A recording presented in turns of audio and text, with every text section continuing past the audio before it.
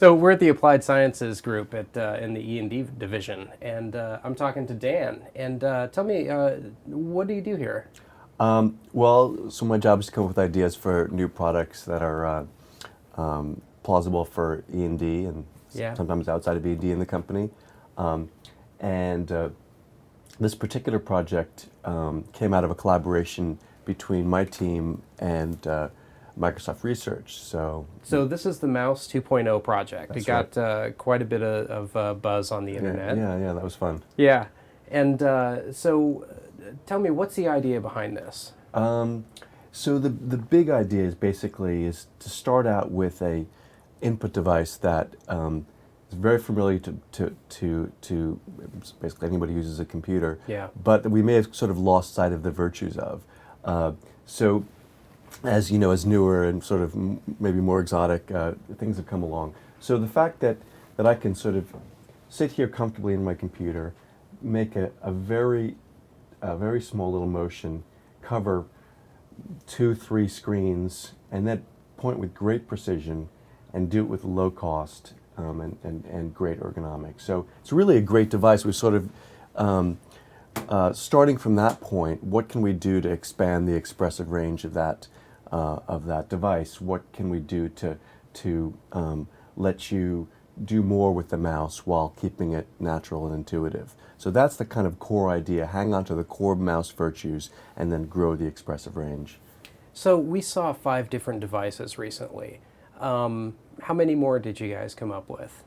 Well, there was a total of about 6 really distinct variations, and Yeah. in each of those we had different iterations. So what we were trying to do is sort of really, once we had the notion, we wanted to explore the space in a really kind of broad, comprehensive way. So we've Yeah. got forms that, that use cameras to make a kind of, in a way, kind of like a miniature Microsoft Surface. So Yeah. something like this is basically.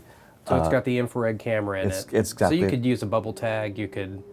Well, this particular Maybe. one is would be a little Yeah. challenge, maybe because it's curved. No, but actually, in theory, I guess you could Yeah. do that. Yeah, but a device like this uses a principle called frustrated total internal reflection, or FTIR, which is kind of a now well-established trick in the multi-touch world, where light is essentially sent down this piece of acrylic and bounced through there. The curved aspect of this is novel, but the overall technique is familiar. And then there's a camera here on the bottom, so when you put your fingers on top, you see very clear hot spots where you touch, a very distinct signal. And then a device like this, which includes multiple optical sensors under the palm area and under each of the fingers. So as I move each of these individual components, I'm tracking a separate point. That allows me to make a multi-touch gesture. But the device I'm going to show you today, we call a cap mouse. And this one is a multi-touch capacitive mouse. It's got a sensor underneath its surface, and that So is it wrapped all the way around it from end to end? it's under the mat area here. Yeah. So, and actually can give you a sense of what that looks like. Oh, before I do that, I should mention, so this is just a regular optical mouse. It's got an optical mouse sensor like any mouse. It's got a single button, which I can click like that. But the interesting part is if as I put my hand on it, you can see there a kind of map of how my hand is holding the device. So this is over here my thumb, and if I hold my fingers sideways. And what do You can see those that. numbers represent? The numbers are really just kind of a token for our gesture recognition software. So anytime you put your finger down, it just increments the number, and that's just used in the software to keep track of one contact over time. So is the idea, if I plug this mouse up to just an old computer that I have, if I have Windows 7 and I right-click on my computer, I'll see the touch points for that mouse? Will it be a true multi-touch experience? Well, the idea is to use the multi-touch to do, in this particular prototype, we've actually explored lots of different applications, some which are more vertical, like driving CAD software and so forth. But in this case, we're looking at kind of the broad set of tasks you do in a WIMP interface, Windows Yeah. interface. And Guess what I'm wondering for developers is, will this use the same SDK that, or will it have its own SDK, or will they just develop for multi-touch in general? well, this is really just a research project at this point. Yeah. So, you know, We'll see. yeah, we'll see. Yeah, I guess that's a good way to put it. Yeah, but here all we've done really is just written software that's or written our own software that drives various features of Windows. Yeah. So, shall I? Yeah, absolutely. Yeah. So the first thing to notice is, well, it's a regular mouse. I can move the mouse cursor around the screen. I can left click, and I can right click. I do the right and left click just by pressing on different parts of the mouse. And then, well, that's all pretty basic mouse stuff, but that's our first tenet. So there's not an actual right-click button. It's No. detecting where your finger is on the mouse when Yeah. it feels the click. That's right, and it's doing that by looking at how the size of the contact patch changes. Contact patch. So, and now like any modern mouse, you can scroll, but you do that here just by moving your finger over the surface, and then it gets a tiny bit more interesting because you get a scroll and a flick, so you can flick it and stop it and so forth. So, still just a tiny bit more than any mouse that you would buy. But again, because we have all this information here, we can do somewhat more interesting things. So, for example, let's say I'm in a web browser, in this case kind of essentially photo browser. I have this gesture I can do with my thumb, which is just a little flick of the thumb there like this. And this very, very comfortable gesture. The thumb is the digit that has the most mobility when your hand is in this posture gripping a mouse. So we try to take a lot of advantage of that. So I can do this all day long.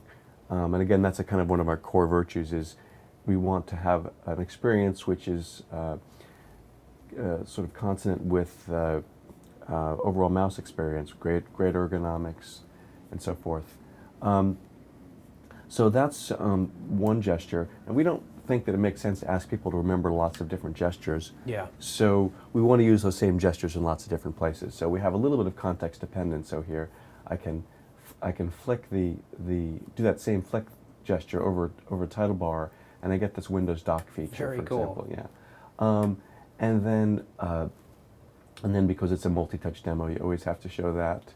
Yeah. The Obligatory. obligatory zoom. Now, it's performed a little bit differently here. It's got a, it's sort of parallel to the long axis of the mouse, but it's essentially the same gesture. And then we've explored some other gestures, like what I just did there was tap twice, essentially just this. Tap twice with 3 fingers, and that did a minimize all. So that's the core of what gesture mouse does. And in other demos, we can show you the other prototypes do different functions, and they kind of explore different aspects of the space of this idea, including, again, CAD demos. And this one we've got a gaming demo for. So the different prototypes probably have different amounts of touch points. Yeah, well, all of the ones that use the video camera and the capacitive one all can sense as many contacts as you touch. Yeah. The ones like this one and this one have a fixed number of optical sensors they use to track individual points. In this case, 3 what points. is this one here? Because we haven't seen that before. This one? Yeah. Yeah, this one, I'm not sure if we even have an official name for this one. This was an early prototype that we built before this one. And this one just has 2 components with a little bit of wire, now a little bit curled up. There's an optical sensor here and an optical sensor here. And this one was partly an exploration into multi-touch with very high precision pointing. So one of the nice things about this one is that I can just move my hand together to get gross mouse motion, and the deltas for each of the optical sensors are added together. But if I just move my finger here, I can do very, very precise motions. And in fact, we can make, in effect, the gain of this motion very, very low. So point very grossly, and then when I want to do precise pointing, I can do it with my fingertip and get a kind of almost a multiplier effect on the precision there. So that led into this, that we call RD, or articulated mouse, which is a sort of elaboration of this idea with more sensors. Awesome. Have you been looking at tactile feedback at all? Not that much yet. It's been the back of our mind. We haven't really Yeah. gotten around to it yet. How many people do you have on the team? That's a good question. I believe it's about 11 now on the applied sciences group. But that's on the Mouse 2.0 team or on my team inside Microsoft. Mouse 2.0. Oh, okay. That is a that's, believe it or not, also a difficult question. The core team was about 5 people, so it was a pretty large project. And then there was about another 5 or 6 people who worked on it at various points. So we have published 2 papers, I believe, so far, and built, as you can see, six different prototypes. Done a lot of testing, written a lot of software, so it's a pretty big effort. So is it a mosh pit to decide which one is your favorite, or is there a pretty good consensus? Or I don't know. That's a good question. I think probably we all are a little bit attached to the ones that we sort of led development on. But I even though it sounds sort of political, I think I'm really enthusiastic about a bunch of different ones. I mean, I see something like this for CAD work as being super exciting. I mean, that's the thing that I like about it, is there's a lot of choice there. Yeah, so it's exactly. Very Microsoft, and that you set it up for whatever lifestyle or what you're Exactly. doing. A diversity of devices. Some things are good for. Some look like they'd be awesome for gaming. Yeah, exactly. Well, in fact, we have a great gaming demo with the Orb mouse that Benko put together. That lets you control a first-person shooter entirely just with one hand. Awesome. So it's sort of exploring that dimension. It's pretty neat. Cool.